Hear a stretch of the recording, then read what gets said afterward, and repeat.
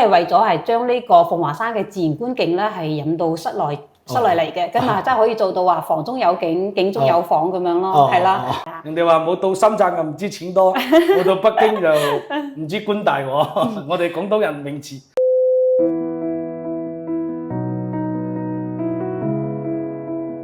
呢度係紙拍筍盤頻道，講在灣區。Hello， 大家好，我係阿國。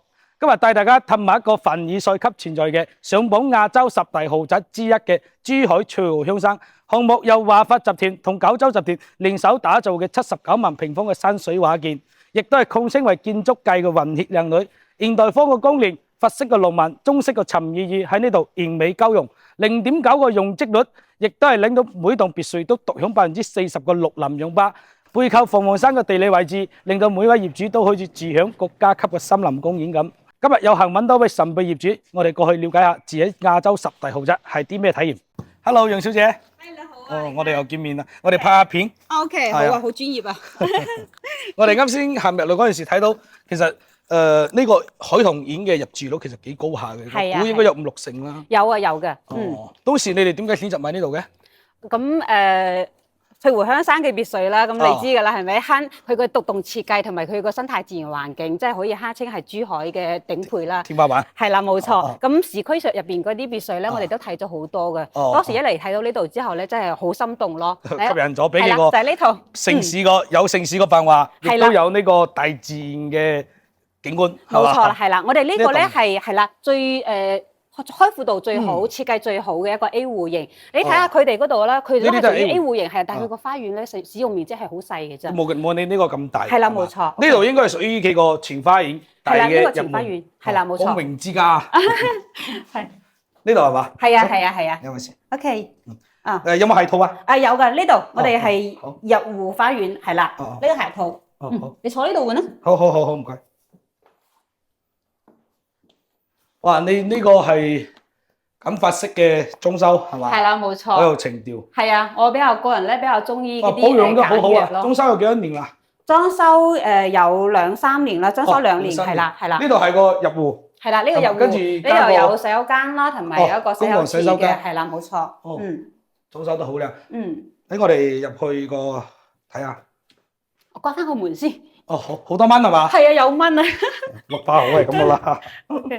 呢度係大堂係嘛？係啦，呢度係我哋嘅客廳啦，係啦，呢度係開放式嘅一個西式嘅廚房。呢邊仲有個中式嘅。冇錯，呢度有個明火嘅中式啦，係啦。中西式結合。係啦，冇錯。我哋一般嗰啲別墅都係咁噶啦。呢邊呢個層高有幾多啊？呢度層高係3.7米，我哋上下3層。其實別墅嚟講咧。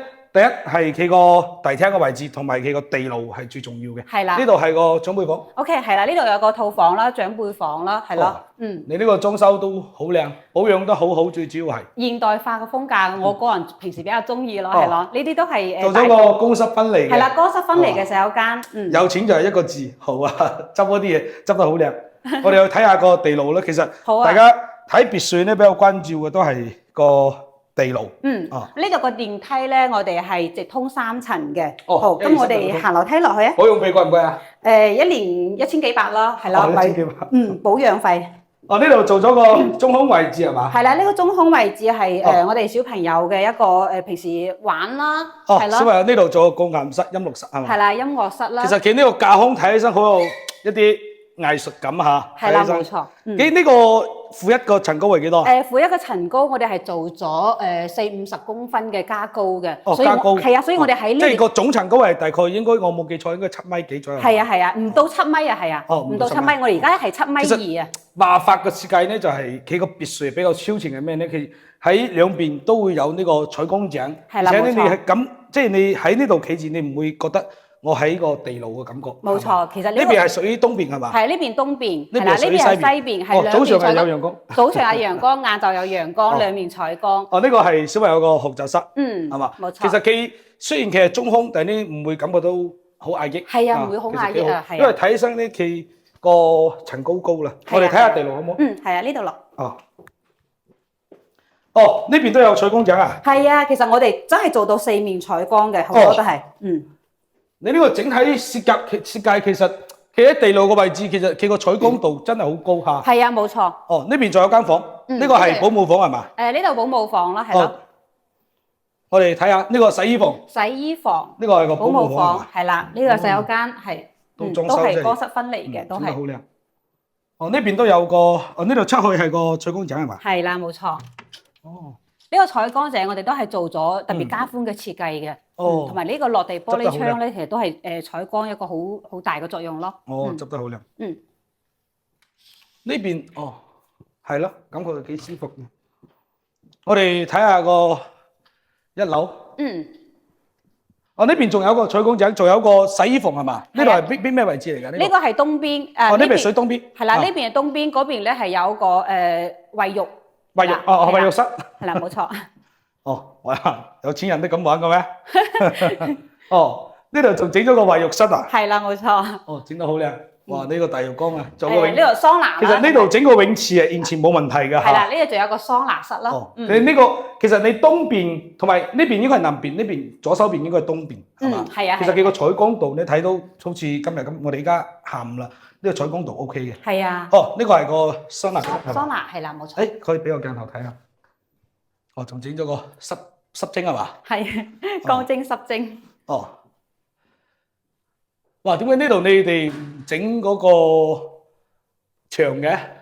呢度係做，我哋當時係做咗加高㗎，呢個加高嘅設計嚟㗎。因為呢度出去係車庫，咁樣好啦，呢邊入到嚟停車入到嚟嘅話，就唔會話產生呢個壓抑感咯。係啦，我發覺因為呢度個別墅應該係呢度係加高加闊咗係咪？係啦，冇錯。咁你個鋼結構咪要拆咗佢重新整咯？係啊，所以我話我哋喺裝修方面咧係落咗好大功夫㗎。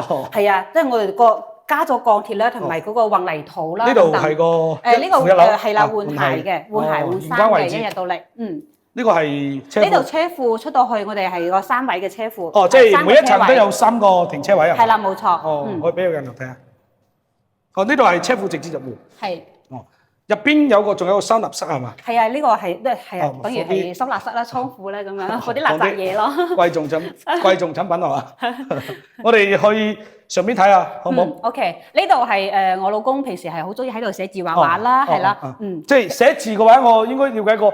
寫字對啲紙質啊，同埋個潮濕啊個要求係比較高嘅。係啊，呢啲紙啊畫啊，其實佢對嗰個空間嘅空氣流通啦、採光咧係真係好高要求嘅。所以我哋當時咧係全屋咧，包括地下啦同埋四面牆咧，都係做咗嗰個夾板去防潮嘅，即係防潮啦，唔會發毛啦嗰啲。即係呢啲牆體全部都做咗個加闊嘅。全咗加闊，入邊係5公分厚嘅一個夾板，防潮夾板。全部都係品嚟嘅。係啊，真材實料。OK。我哋上去。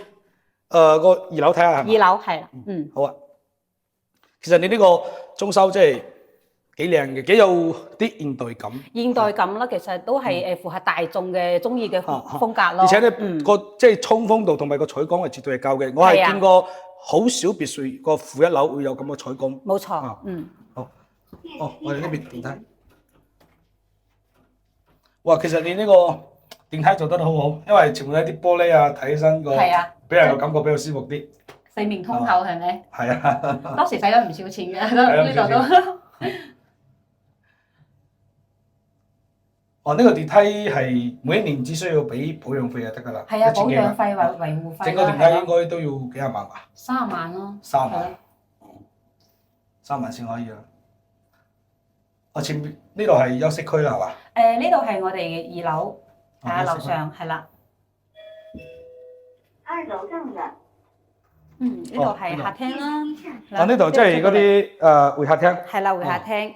有佢。哇，佢其實嘅特點就係有個陽台。係啦，有個直通嘅陽台。有一陣嗰啲木嘅香味。係啊，我哋呢度裝修啲木材咧，都係用咗好靚嘅啲木材。橡木嗰啲味道係咪？係啊，佢呢個係自然嘅香味，呢個係你個小朋友個房間。係啊，呢個我仔嘅房啦。睇啲揾記就知道，執得好靚。其實佢採光度真係好高。4面採光啦。呢邊都係乾濕分離個洗手間。冇錯啦。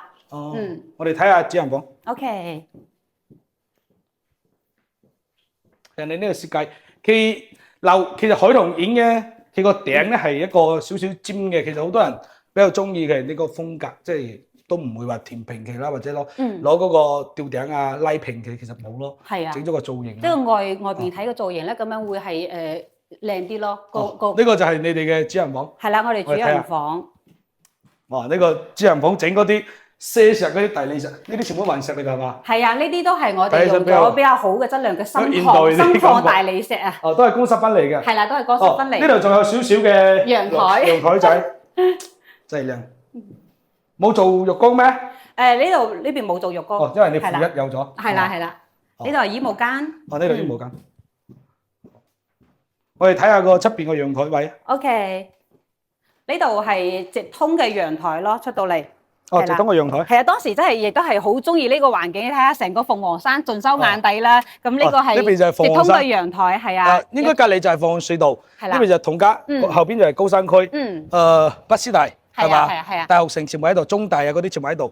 其實翠湖鄉真，你呢個海豚園咧係俾個高爾夫圍繞住嘅，成個高爾夫。成個高爾夫圍繞嘅。我哋出邊就係嗰個高爾夫嘅球場。冇錯。係嘛？呢個就係你哋個花園，獨立花園。係啦，我哋呢個獨立花園。大概有幾多個平方左右？呢度有咁我哋係套內啦，係有500幾個方嘅，咁加埋前後花園啦，加埋呢個花園咧係差唔多去到係1100個方咯。係啊，啱啱入嚟嗰時你都見到咧，人哋個花園咧係細好多嘅，同埋咧你個係加闊咗。係啦，我哋嘅加寬加闊，同埋咧呢度咧係做咗一個係茶室嘅，我哋可以落去睇下嘅。哦，可以落去。係啊，呢邊。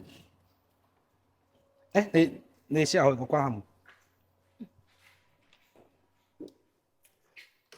我哋行樓梯落去好嗎？可以啊。哇！呢個天氣比較熱。哦，你呢個樓梯整得其實都整到啲絲石，而且佢每一個梯級都有一個採光井。係啦，冇錯，全部都係四面採光。其實住咧最主要係有陽氣，我覺得係啊。你呢個設計我幾中意嘅，係。呢個係前花園係嘛？係啦，前花園。哦。哇！呢個花園夠大嚇。花園個係啊，呢邊係做咗個茶室啦，同埋呢邊咧係做咗一個燒烤區啦。我哋通常會客咧就喺度即係飲下啤酒啦，吹下水啦咁樣。大約有幾大啊？面積？呢度係有即係呢個花園，就呢個後花園呢個位置，我哋前花園呢個位置係。呢個後花園係大概有300幾個方。300幾個方。係啦。即係加埋前前後後。係啦，加埋前前後係後花園係加埋前後。有六七百個方咯，咁樣咯，係啦，6、700個方咯，仲種咗狼蟲添嘛？係啊，呢啲綠化咧，其實都係我。呢度都係呢邊係嗰個西面嘅採光井，係啦，採光井。哦，我哋去睇下前邊嗰度好唔好？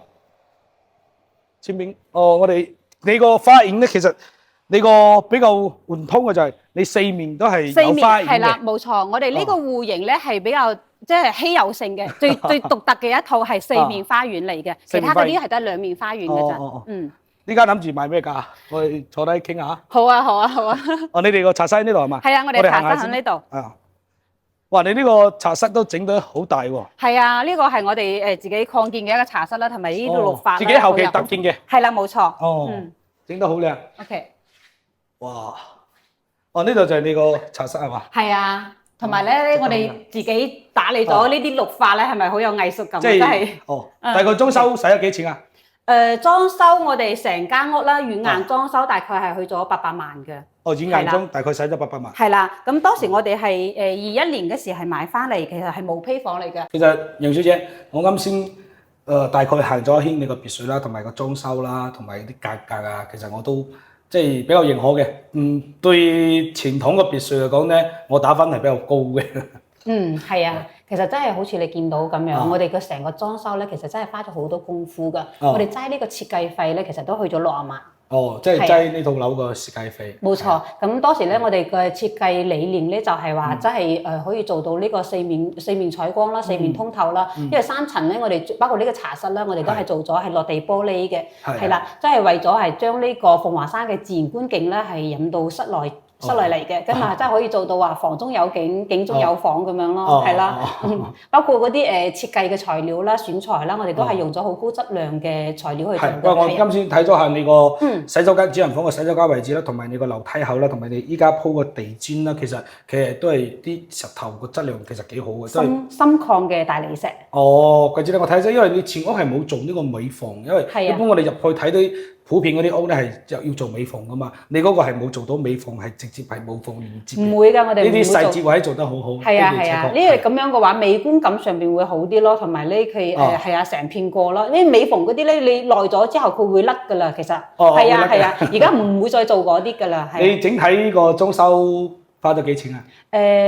軟硬裝修咁樣成套落嚟係800萬啦。哦，即係加埋啲軟裝硬裝，大概800萬左右嘅裝修。係啊係啊，我哋成套發票都用喺度。哦，當時點解選擇買呢個海棠冠嘅海棠苑嘅？其實當時真係緣分嚟嘅。其實市區嘅別墅咧，我哋都睇咗好多嘅。其實係啊，包括喺市區嗰度都已經攞訂啦。後期咧真係咁啱緣分嚟到呢邊睇，其實就係當時應該係喺吉大睇係嘛？你係啊，吉大啦，係啊，吉大都有睇到嘅。即係冇過到香洲區嗰邊。冇啊，係啊，係喺吉大啦，係華化嗰邊啦。其實都有五洲嗰啲都有睇到嘅啲別墅。係啊，其實後期咧就係嚟到呢度睇，其實真係好心動咯，再加上咧真係咁啱有個機會係啊，我老公啲資源咧就係識得個領導，佢啱好佢自己攞唔低呢一套，跟住咧我哋就喺佢手上邊即係買咗入嚟啦，係。即係喺通過啲，因為呢啲盤應該當時我記得20年嗰陣時咧，我哋都有代理呢邊嘅，不過你當時應該係呢啲盤 A 戶型係冇擺出去渠道賣嘅。係啊，佢哋冇掛牌嚟賣㗎。不過你嗰個都比較特別啲係咩咧？我印象之中個 A 戶型咧係冇咗呢一嚿嘢，即係包括你茶室同埋嗰個菜間井咧係冇嘅，因為佢哋得2面花園。你個啱先我睇咗下係有4面花園。A 戶型咧，據我所知咧係得5套嘅啫。咁我哋呢套咧都係特別即設計上邊係獨特嘅，同埋呢個開闊度係最好嘅。咁包括我哋出邊呢個花園啦，都係比人哋係大成200個方咁樣嘅。咁我哋呢個茶室咧都係後期自建嘅咯。即係後期自己特建嘅。係啦，冇錯。其實佢海棠苑呢邊即係翠湖鄉山啦嚇，翠湖鄉山佢呢邊嘅大自然景觀咧可以做到咧，即係出去外邊就係個繁華嘅樓市，入到入邊咧就好似入咗某一個旅遊區咁。係啦，就係。其實呢樣嘢我係翠湖鄉山咧喺市區嘅別墅入邊咧，應該喺珠海嚟講冇幾個樓盤係有對比性嘅。呢個係我哋做行內人係比較認可嘅。其實真係冇對比性嘅，真係別墅區嚟講啊，呢度翠湖鄉山已經係頂配嚟嘅。係啊。咁你依家點解諗住賣咗佢嘅？咁因為小朋友大個咗啦，係啦，咁到時會係喺佛山嗰邊讀書，係啦。我咧而家呢個狀態咧都係全程陪讀啦，係啊。咁因為我哋佛山嗰邊都有別墅嘅，咁到時如果係成家搬咗過去啊，包括事業啦、圈子啦，其實都喺佛山嗰邊。係啦。你係邊度人啊？我係廣東人，我老公係北京嘅。北京啊。係啊。人哋話冇到深圳就唔知錢多，冇到北京就唔知官大喎。我哋廣東人名詞。OK， 係咯，咁諗住如果係長期閒住喺度嘅話，咁我哋如果有啱嘅價錢嘅話，我哋都想出咗佢咯，咁樣可以整理翻個資產啊嘛，係咪？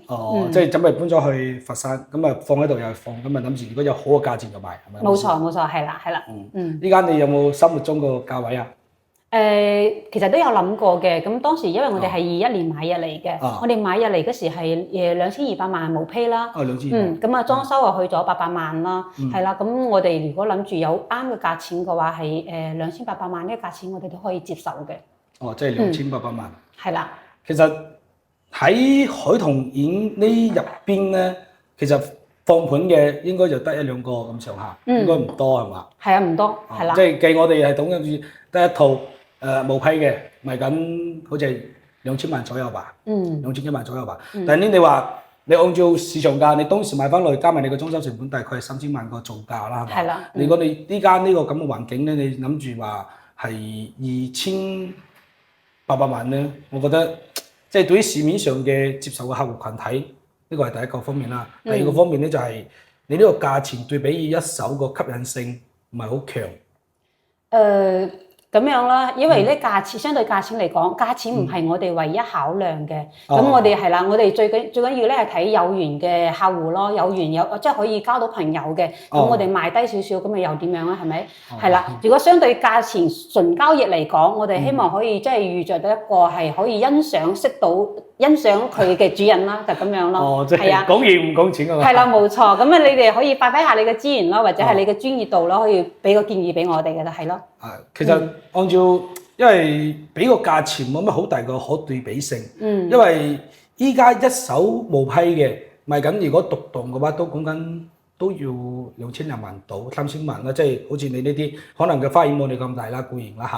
不過你呢個單位本身係可以咁樣講都比較特殊少少。咁咧，如果照我計，如果同一手樓同埋依家個經濟環境，大概包括玫瑰園啦、留香園啦，同埋你海棠園啦，因為海棠園入邊咧係即係知個都知道，你應該都知道啦嚇。即係佢係比較新嗰一期。比較靚啲，加埋你個裝修。其實我最主要都係你呢個話啦，即係睇緣分係嘛。係啦，係冇錯。其實我覺得你掛盤咧可以掛稍微低少少，掛個2600萬。可能對於一手嚟講，對於玫瑰園，因為玫瑰園擺放盤個比較多，對比翻個價錢嘅話，2600萬呢個價位，我覺得係比較 OK。你可以掛住先咯。可以啊，咁啊可以。依家你話整體個，因為大裝修嘅冇成交過。因為大概個價錢我都講唔到俾你。OK，咁啊可以根據你個建議去做咯，咁樣到時如果有啱嘅客戶啊，或者係即係可以接受到你價錢嘅話，再帶過嚟傾咯，係咯。係啊，睇緣分係嘛。係啊。好，咁今日都好感謝你配合我哋拍呢條片啦，亦都介紹到你個樓，樓又靚，人又靚，好多謝你。好多謝你哋，辛苦你哋。